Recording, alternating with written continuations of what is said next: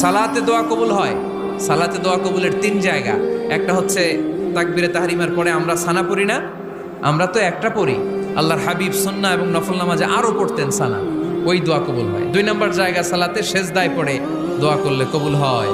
আকরাবু মা ইয়াকুনুল আবদু মির রাব্বিহি ওয়া হুয়া সাজিদ ফাকসিরু ফীহি দুআ। বান্দা যখন সেজদায় লুটিয়ে পড়ে, বান্দা আল্লাহর সবচেয়ে কাছে চলে যায়। তা কিন্তু বিশ্বনবী বলে সেজদাটা তোমার রবের কুদরতি পায়ের উপরে পড়েছে। সেজদায় পড়ে দোয়া করেন। সালাম ফিরানোর আগে বিশ্বনবী দোয়া করতেন, লা ইউসাল্লিমান্না আহাদুকুম হাত্তা ইয়াতাআওয়াযা মিন আরবা'a।